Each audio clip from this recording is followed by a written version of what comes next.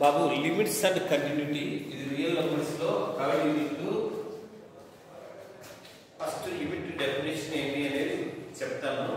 Limit definition ఏంటంటే f of x అనేది ఒక రియల్ వాల్యూ ఫంక్షన్, l అనేది limit of f of x at a అయితే at a కావాలంటే mod of x minus a less than delta implies mod of f of x minus l less than epsilon.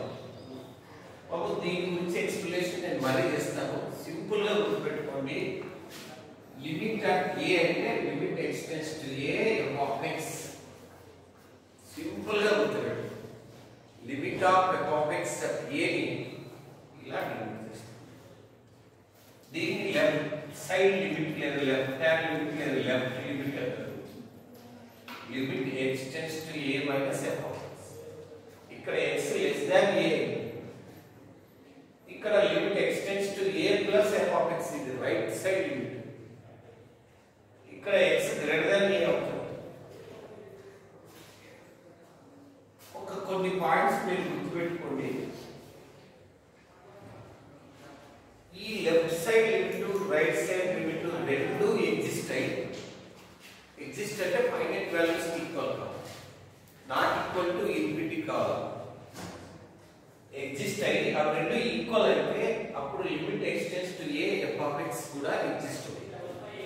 అంటే meaning ఏంటంటే ఇది ఒక l అనే finite వాల్యూకి ఇది l అనే finite వాల్యూకి equal అవుతే ఈ వాల్యూ కూడా దానికి ఈక్వల్ అవుతుంది.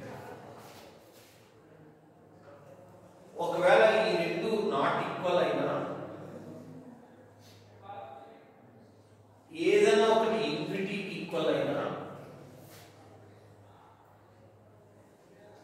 లెఫ్ట్ సైడ్ కానీ రైట్ సైడ్ లిమిట్ కానీ ఇన్ఫినిటీకి ఈక్వల్ అయినా limit extends to a f of x అనేది డస్ నాట్ ఎగ్జిస్ట్ అని చెప్తారు.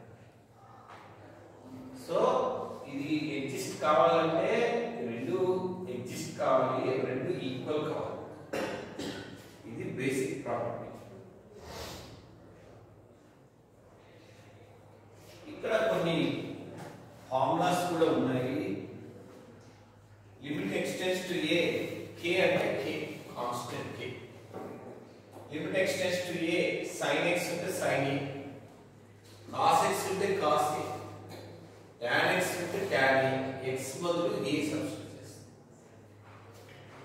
ఇంకా కొన్ని ఫార్ములాస్ ఇంప్లిమెంట్ తీసుకొచ్చాను. Limit extends to 0 tan x by x అంటే 1, limit extends to 0 sin x by x అంటే 1, limit extends to 0 sin kx by x అంటే k, limit extends to 0 tan kx by x అంటే k. రాశారు ఇక్కడ మీరు. ఇంకా కొన్ని ఫార్ములాస్ అక్కడే కానీ యాడ్ చేయండి. ఎలా కింద రాయండి మీరు ఫార్ములాస్. ఇంకా కొన్ని ఫార్ములాస్ ఇంటర్మీడియట్ చదివింటారు మీరు, అయినా అవసరం అవుతుంది. Limit extends to 0 sin mx by sin nx is equal to m by n.